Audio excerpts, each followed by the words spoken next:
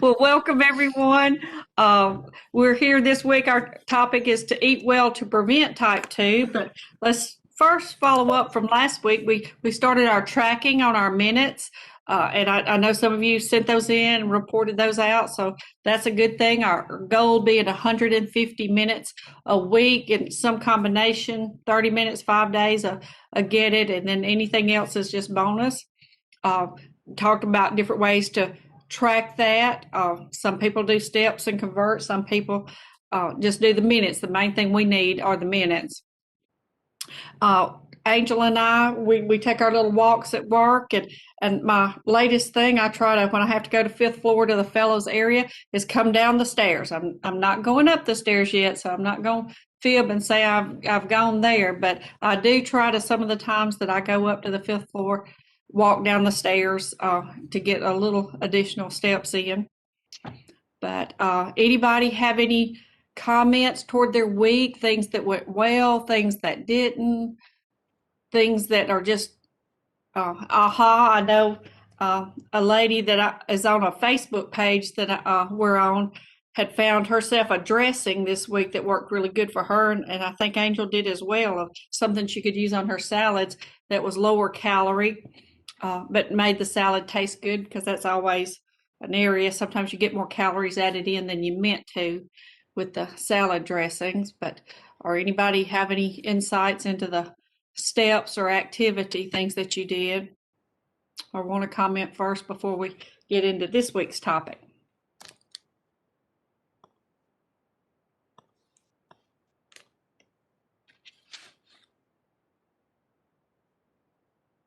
Okay, well, we'll start with eat well to prevent type 2. And I kind of just put in quotes there, getting your money's worth from your calories. So if you think about it like a bank account or something, and that you're wanting to get the most good from the calories that you take in, you want to get your vitamins, your nutrients, the things that you need, versus wasting some calories on something that really doesn't do any good for you or give you any benefit. I think of the things, I think of sugary sodas that really do not have any nutritive value, to speak of, but they take up a lot of your calories, 150 calories or more, depending on the size.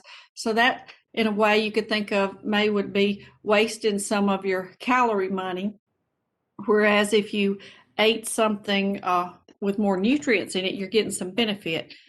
Sometimes you'll look at books and they'll compare. They'll have like 16 carrots, and then on the other side of the page they'll have a piece of carrot cake and say these two things give you the exact amount of calories.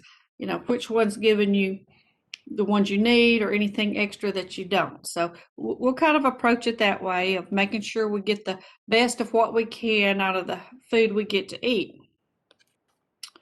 Let's see if we can get the PowerPoint to now go forward. Okay, Sheila, it wants to stay on this page. I'm not sure why. It is not wanting to Click on your go forward. click on your presentation again, and then Okay. try to advance it. Okay, it worked that time. Okay. Okay, so we checked in on the physical activity, what went well, any challenges, anybody again at this point want to add anything or say what you did, or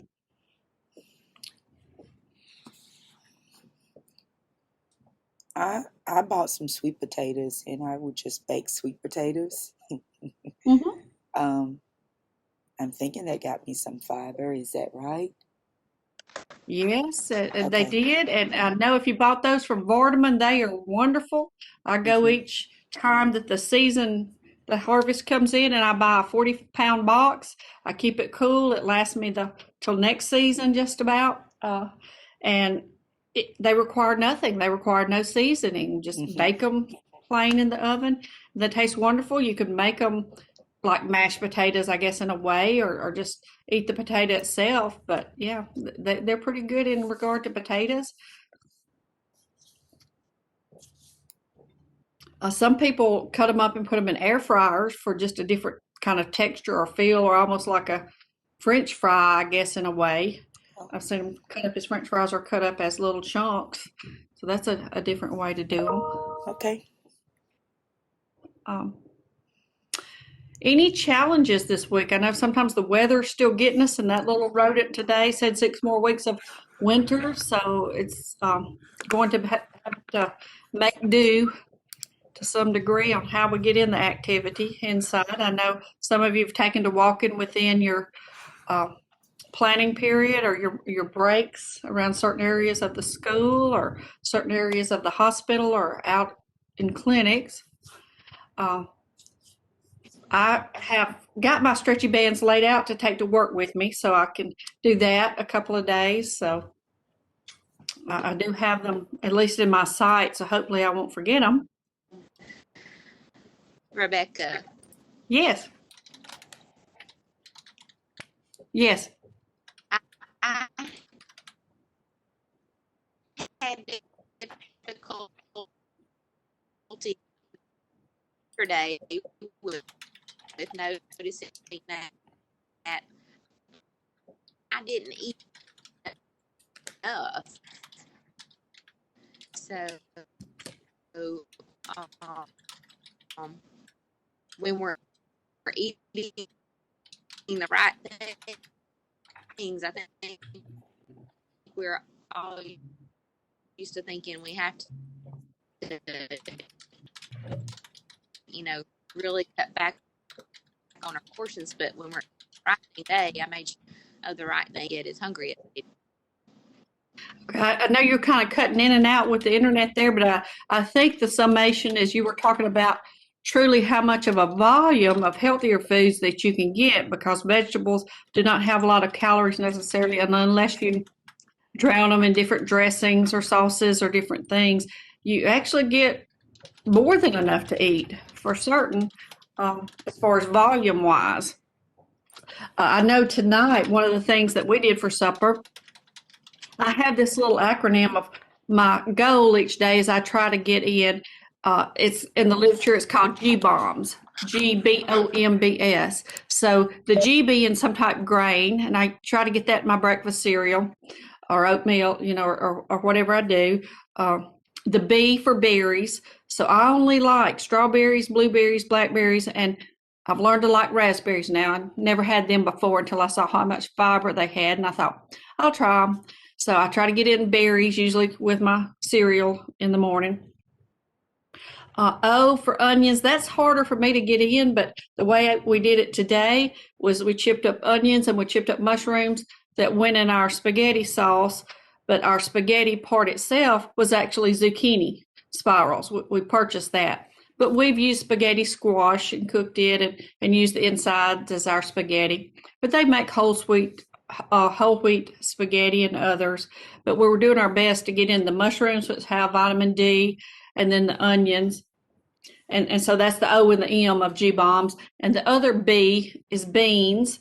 So I usually take a soup of some sort to work for lunch. And this week it's taco soup. I think that has 3 different kinds of beans. They kind of level out the blood sugar for a while and kind of prevent the spike. And the S is like seeds or nuts or something like that. And I have found this one brand that I like that has a variety. It doesn't have peanuts because I don't care for peanuts so much, but it has Brazil nuts and almonds and cashews and hazelnuts. And so you don't get much because they're heavy in fat and all, but they also have some different vitamins and nutrients. So a very small, just the palm of your hand full, 1 or 2 of each kind of nuts, and get that in as a snack to try to get in those different types of foods each day. But to how to eat well, things that are lower in calories, lower in fat and sugar.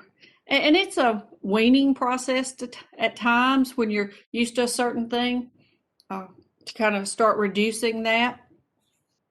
And then how to build a healthy meal, the higher in fiber, or till you get up to your, 35, 40 grams a day. Now, if you're used to eating 10 or 15 grams, don't go to 40 tomorrow or your belly will be feeling the effects. But it's a gradual thing on the fiber. And you can add it sometimes with the berries or with the fruit that you eat. Vitamins, minerals, and protein. So basically getting your money's worth. What you're going to burn some calories on or eat some calories to nourish yourself, let it have nutrition in it as best you can with the options available at the time. We're going to go through tonight different items in each food group and come up with an action plan, basically where you have it on hand, your pantry check. Now, I'm not certainly telling you to go throw everything out of your pantry and start over. What we're trying to do is look in our freezer, see what we have in the pantry, and eat those type things up. And as we purchase new, we're trying to buy healthier and more options that way. Rebecca, so as far as this eating, you can put a plug in for the other program. Did the G-Bombs come from the CHIPS program? I've not heard it in CHIPS. I just read it in as I was reading about nutrition, that a lot of the experts recommend those particular foods each day, but I've not heard that yet in CHIPS, in the CHIP program. Okay. And so did that mean, just a little bit about the CHIP program, the Complete Health Improvement Program. Can you tell us a little bit more about it, just as, just thinking about some of the options that people have done, or Sure. some of the options that people have done is available eventually in the future? Yes. The CHIP program stands for the Complete Health Improvement Program. Initially, it was called the Cardiac Health Improvement Program because they were kind of concentrating on the heart and on cholesterol and all, and it does help those things. But it's a program that encourages people to eat more plant-based foods as close to as it was grown as possible. So fresh, if you have a garden in the back, that's about as fresh as it gets, or you would buy things at a produce market, or frozen, canned being a little lower than frozen, but as close to naturally grown as possible without processing. And then it's a gradual thing.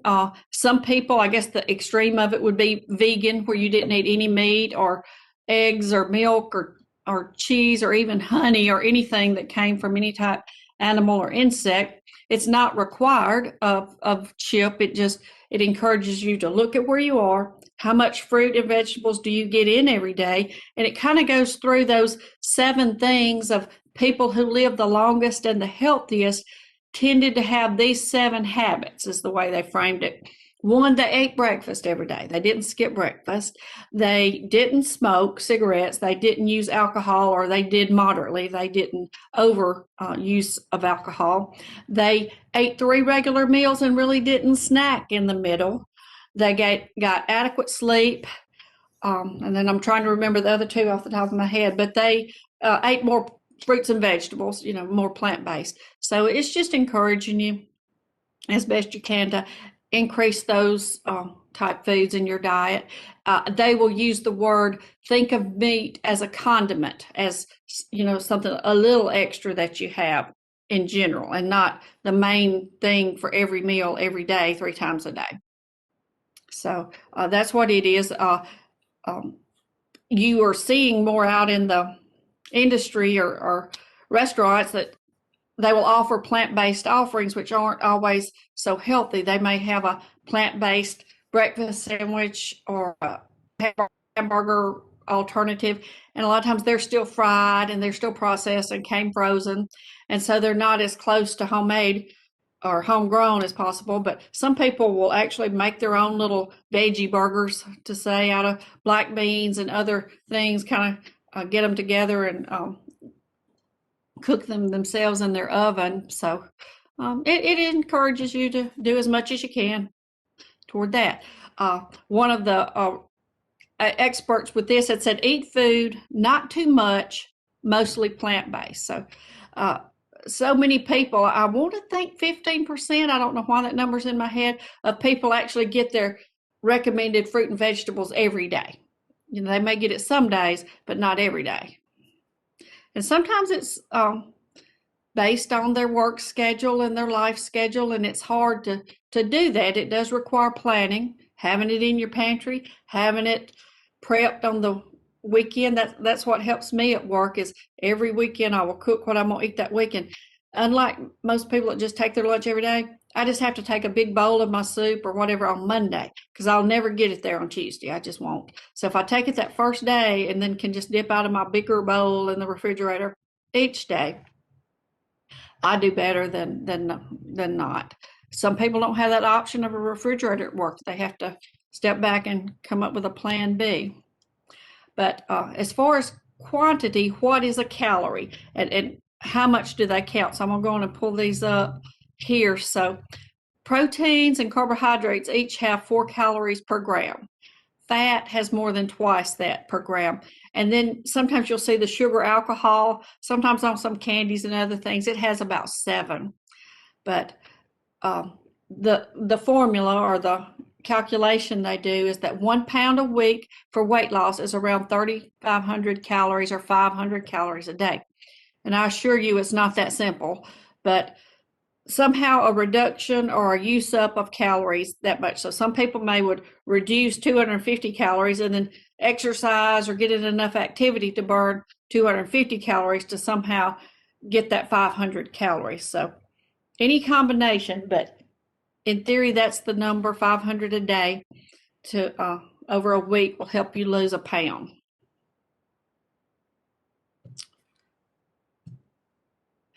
Okay.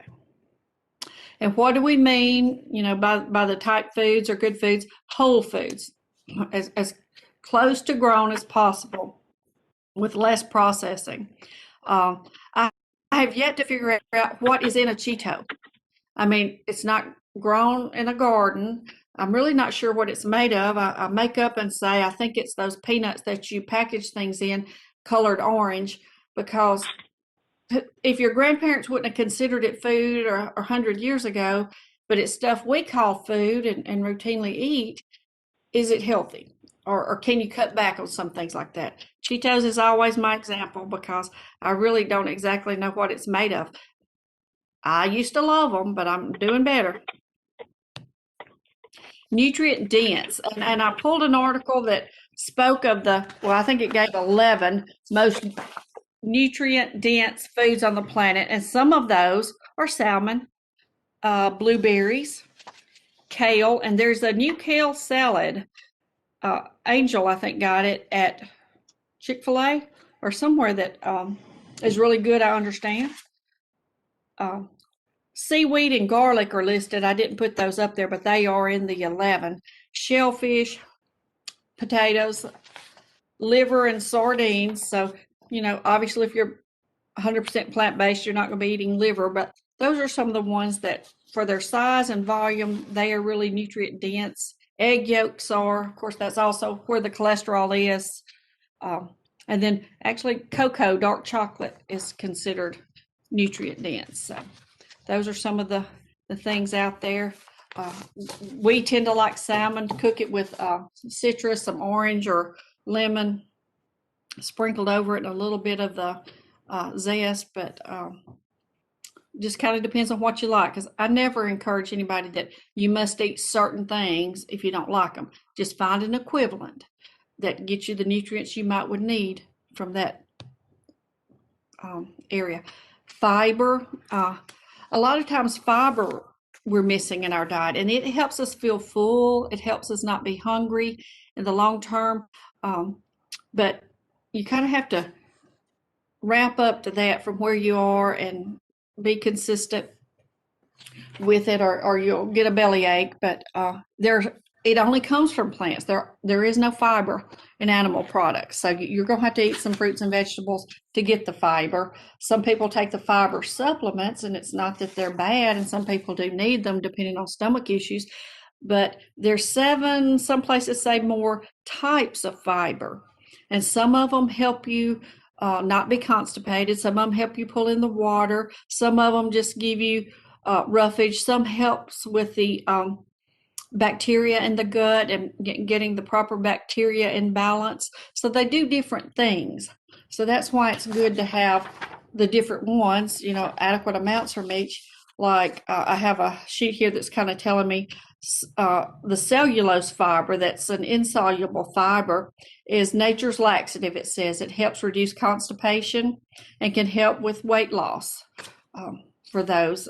It comes in whole grains, bran, seeds, edible brown rice. Now, some people can't eat small things like seeds or cornbread or things that would kind of catch in their diverticuli. So, you have to consider your own health status as to what you can eat.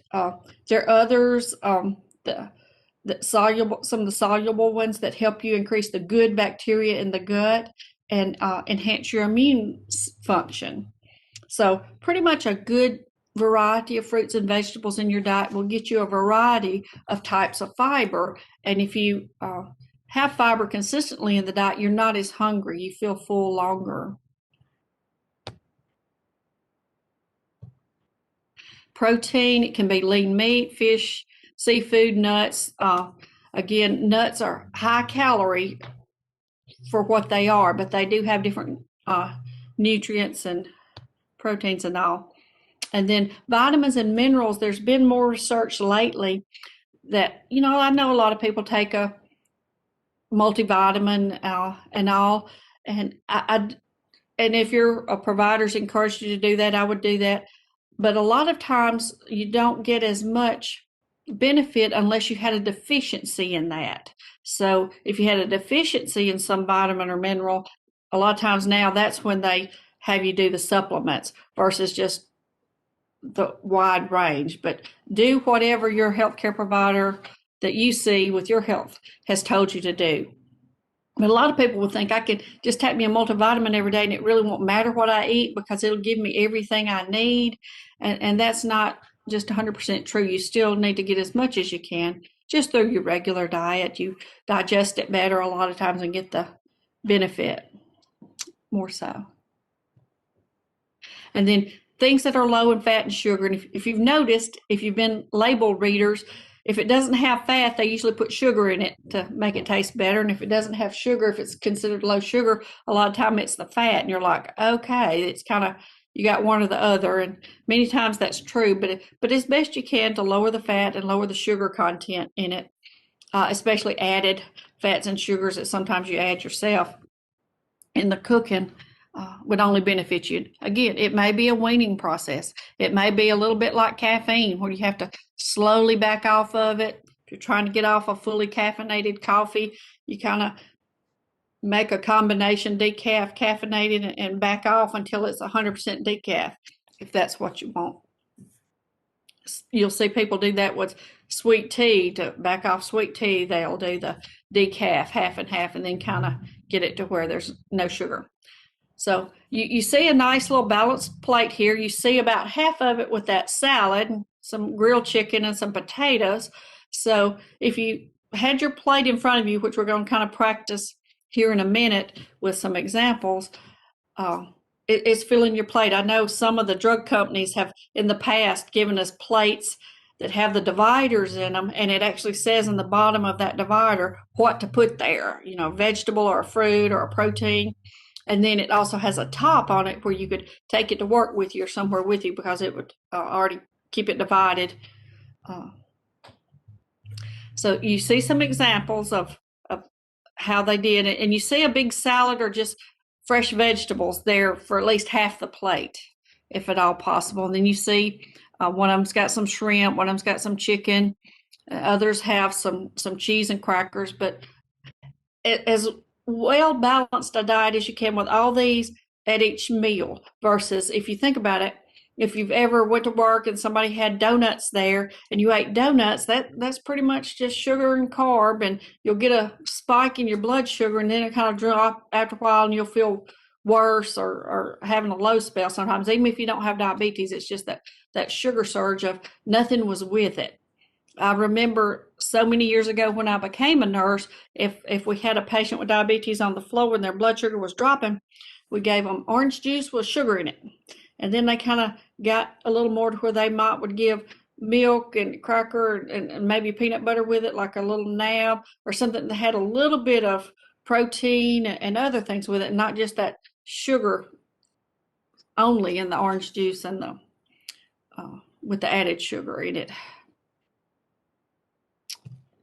Okay, so you saw the non-starchy vegetables, and again, the ones you like: broccoli, peppers, lettuce, some type green. Now, I'm a turnip green okay, but not for collards. I don't know why. Mushrooms, asparagus, carrots, but things that you like. Some people eat certain ones raw, some like them cooked, but and it's a different amount a lot of times you get from raw versus cooked. So just kind of read the package and see what a serving size is. The starchy foods, the grains, whole wheat, lentils, beans, brown rice, potatoes. I have come up with, I've not been one to buy and eat lentils until this week. We bought some lentils. I have found a soup. I'm going to attempt to make it tomorrow and see how I do with lentils because it's such a good food. I don't know the taste of it, but I just got the most common kind, and so I'm going to try it. I'm not fancy on a lot of different recipe making. You've got the protein foods listed, and for dairy foods, many people, do a skim milk. A lot more are using plant-based milks, plain yogurts, low-fat cheese. They make non-dairy yogurt and cheese now for those that maybe have an intolerance to dairy products or just are trying to get away from animal-based. So it's kind of all in what you want and what your stomach can tolerate. And then fruit, I encourage you to pick real fruit over the juice. So an apple over apple juice or an orange over orange juice. Again, as it was grown, the berries, apples, oranges. What I have done to try to get myself to get in my fruit every day, besides my berries I try to eat for breakfast, I didn't do good with getting me a piece of fruit there every day. Now, they sell it in the cafeteria, but I have me a little fruit bowl now. For my little fruit I take on Monday, I have 5 pieces, one for each day. So I know if I'm on track or not. I can look over there and count. But that's what's helping me try to get that in right now. You see the plate again? And just kind of think to yourself, we're going to talk about an action plan. If you didn't like chicken or you didn't like plain potatoes, maybe you like sweet potatoes like Sheila, what would you put on your plate? But when you got home from work, do you have this stuff in your house where you could make yourself supper and have this plate versus not having the stuff there to prepare the balanced meal? You go, well, look, I'm going to have to eat a baked potato. That's all I have. I don't have any salad and I don't have any chicken. And you think, well, what could I do with that baked potato to help? And it may be something as simple as putting chili in it, heating up chili, because it has some beans and all, so that, would help. Or, it may not be something that you would think of necessarily going together. But checking the pantry and kind of planning ahead, it'll be there when you get home. And if at all possible, I try to have it already cooked, or all I have to do is heat it up, because I'm fairly lazy on the cooking part when I get home. Okay, there's your plate. So if you were going to make your plate, what else did y'all have for supper tonight? Somebody just kind of tell me what you did to balance your plate tonight. If you get to have supper, you may be going to eat after we get done with this.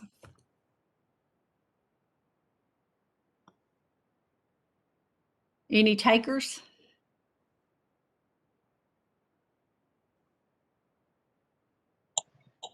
I haven't had supper yet, but I'd like to add, you said some things that may not go together. One of my favorite breakfast meals, and it's going to sound really weird, but the flavors just seem to go so good together, is eggs with sweet potatoes. And I like to cube the sweet potatoes up and put them on a baking sheet and just drizzle some olive or canola oil over them and just a small amount of salt and pepper and just bake them till they get crisp. And I guess you could put them in an air fryer. And for some reason, those flavors just go really good together. And never in my wildest dreams would I have just picked those things to go together, but a nutritionist friend had actually recommended that as a breakfast. Okay. So that could get you your protein and your fiber in. Yeah. And a lot of people like to eat breakfast for supper sometimes.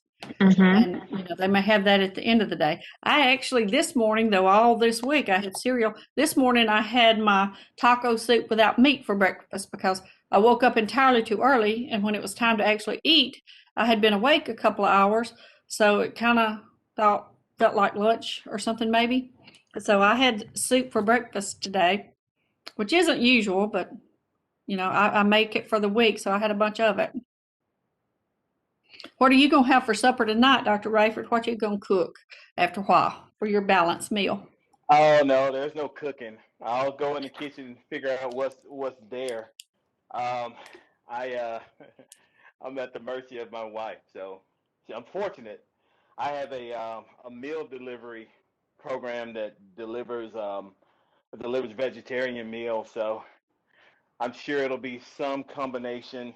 Um, I normally the days I'm working, my next day is usually leftovers from dinner, and so that kind Hmm. of that actually keeps the opportunity for eating kind of high calorie stuff cuts that down because back in normal times, drug reps would buy lunches, really hearty lunches for the clinic. So I'm not sure. There may be I may eat a little meat today. Some days I go without eating meat, but I used to be fully vegetarian, and then I've started eating meat for over a year now, and some days I have my meatless days. Yeah. And it's all because I'm never going to tell anybody to go out to eat at Marshall's Steakhouse or somewhere and don't have steak, if you want steak. It's just the more fruits and vegetables that you can get in, the healthier you are, because you didn't hear me say on that list of 7 that they were vegan, the folks that necessarily live longer and healthier. They ate lots of fruits and vegetables. They got them in every day. But there are folks who go a whole day or maybe even several in a row that would not have fruits or vegetables. They would have other things, packaged things, but not necessarily fruit and vegetables. So it's just making sure you get those in, and those meal delivery services do really help.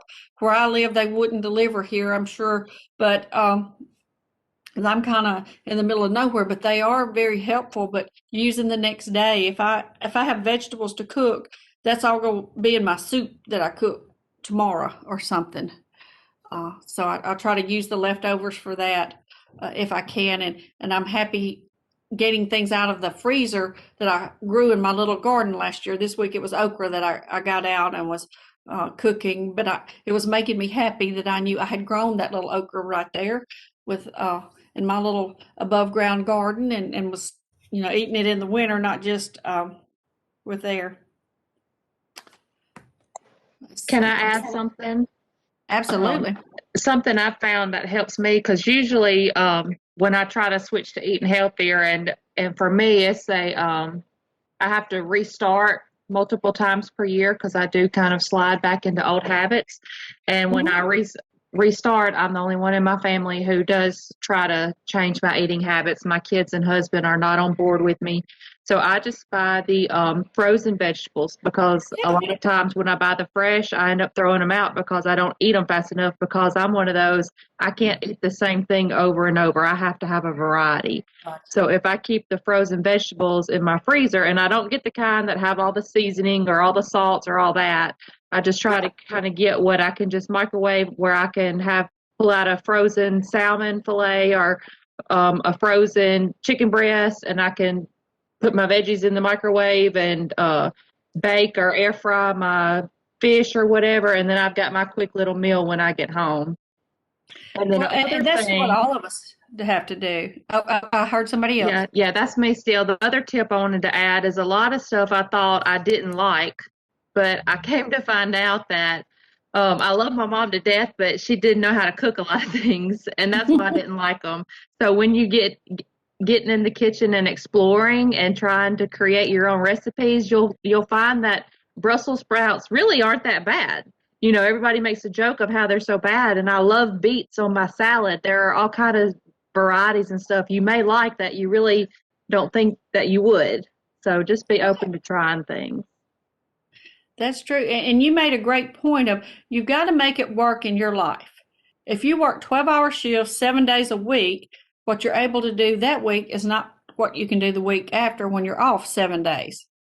And so, if your family eats certain things or don't eat these others, but frozen is not a bad thing. It can be things that you grew or bought. before it goes bad, getting it put up and frozen, or it can be, like you say, you can purchase healthier versions with less preservatives, salt, and other things in it. But yeah, it does you no good to buy a whole bunch of fresh if you don't have the time to cook it or eat it, and it's just going into the garbage. So make it work for you, individual portions, things that you can cook, and perhaps your family eats something different for that meal. I know Dr. McCarty, when I've heard him speak, he'll talk about they may go out to eat and he may have taken something, or he may have gotten something at the restaurant beside the restaurant that the kids wanted to eat at, but he has to adapt sometimes, and then sometimes that's what he eats. Because I always feel bad for people who they're at a birthday party and they're like, can't have any cake. Well, you may not need to certainly have a big piece or something, but I used to watch my preacher, and at these Baptist meals that we love to have so much, he would just cut him like a little inch piece of a pie or cake or something, just a taste, as we would say in the South. So he wasn't deprived of it. He didn't have much of it, didn't feel like he needed a lot of it. But sometimes if you deprive yourself, that's all you think about the rest of the day, and you maybe try to eat something to make up for it, and you eat more of that than you should have, where if you'd done better if you'd just taken a bite of the thing you wanted to taste, that you'd been waiting for, that whoever always makes, and it always tastes so good. But yeah, definitely make it work for you in your life. And as I try to remind people, none of us are going to do it perfect every day, probably any day, but the more you can swing that pendulum to the healthier, the better. Things that you can choose, and choosing from your best options is what you do. Okay. Anybody else need to add anything, or anything? We're to the action plan now, so this is where we've got to think of. Okay, this is where I am right now. This is what my pantry looks like, what my refrigerator looks like, what my freezer looks like. This is what I have on hand, and start making that list of this is what I need to purchase, and then stepping out what you'll do, where I will do it. So there's weeks that we need to go to Kroger because they're going to have what we need, and I'm not going to be able to get it at Walmart, or I'm going to call over to Cockrell Banana and they'll have it if it's fresh fruits and vegetables usually, but they're not going to have other things necessarily. So you kind of have to plan, what do I have to do this week? How will I get it? When will I do this? A lot of those shop ahead of time and pick it up there, or have them deliver. You have to kind of do in advance, sometimes a day or more, so they can have your order ready. How long I will do this, how much do you need, or how often. I try to buy for a week at a time, and so things won't spoil. I don't try to buy much more than that, but how long would it last? And then challenges. Although Amazon can deliver so much, they have not been able to get food to me from here on like fresh. So others may not would have a problem with that, or may could pick it up locally. And then what are you going to do about it? So anybody want to give an example of what you're going to do this week? I gave mine. I have bought lentils. I have found a recipe, and I'm going to make that lentil soup tomorrow and see if it tastes as good as it looks like it should taste from the pictures. And if not, we'll come up with a different lentil menu to try, because I want to try to include them, because from everything I read about them, they sound so healthy and beneficial. So I'm going to give them a try, because I can't say I don't like them. I don't know that I've ever eaten them enough to know that I like them. They're actually very good if you they really take in the seasoning around it, and they're definitely high in fiber and protein, so they're filling. So you can think of them like as a rice substitute. Yeah. So someone said trying, let me check the chat box. Okay. Yeah, it doesn't let me see the chat.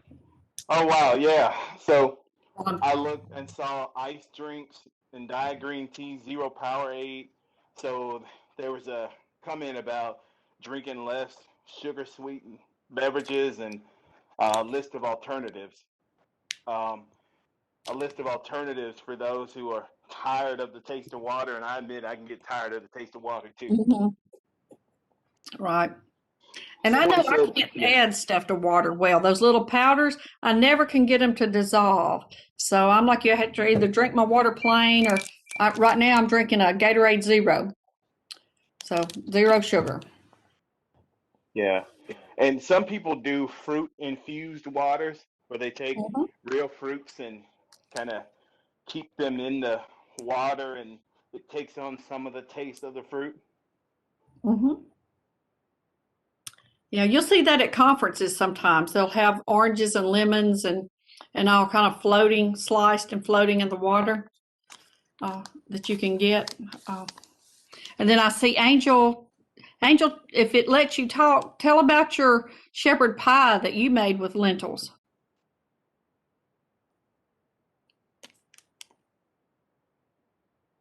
It was really good. But you used the lentils as a meat substitute, didn't you? I Or did. Kind of like Dr. Rayford was saying, is they really do soak up the flavors that are around them. So it was very flavorful and it was very filling.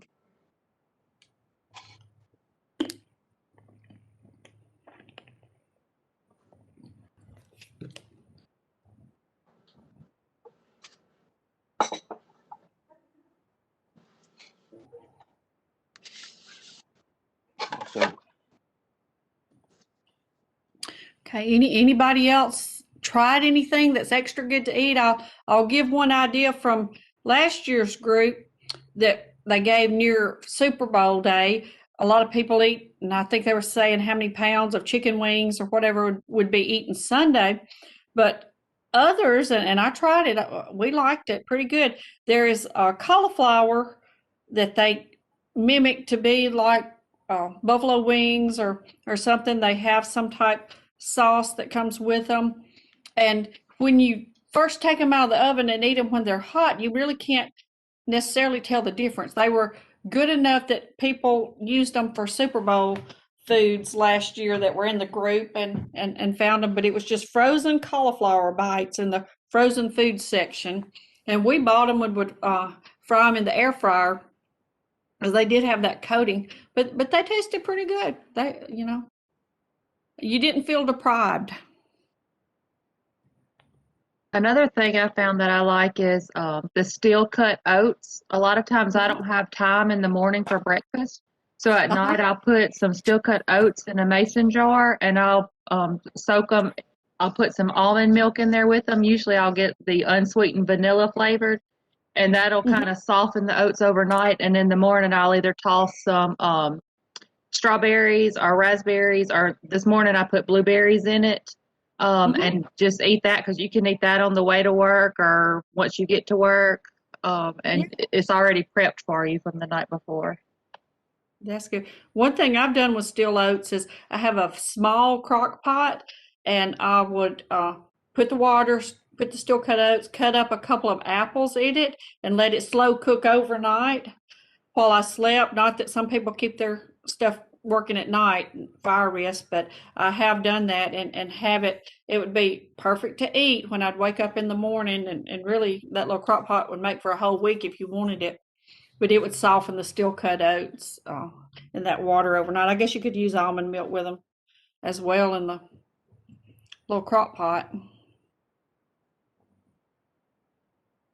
And they make different breakfast muffins you can make out of oatmeal and cook in the oven. Or I was reading something about grits, and it didn't have sausage in it. It had cheese, but other things where it would almost be in a muffin form, so it'd be a little more transportable as a breakfast option. Anything, because I'm not coordinated enough to cook in the morning. I don't need to be left alone with objects that heat where you can get burned because I'm not that good with it.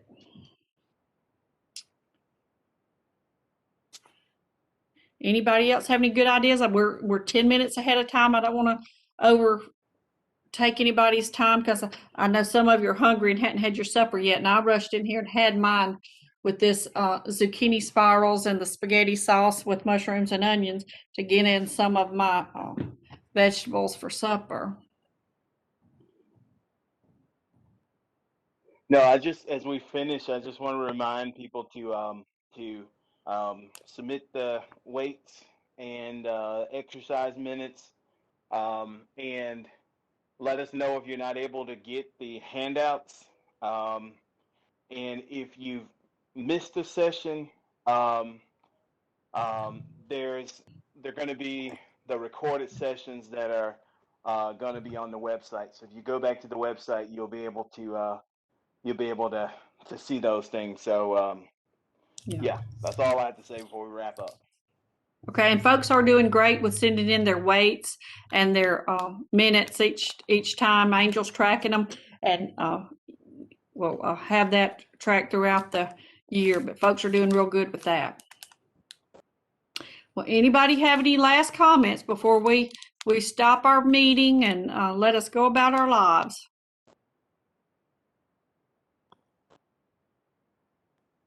Okay, well, we will see you next Tuesday at the same time.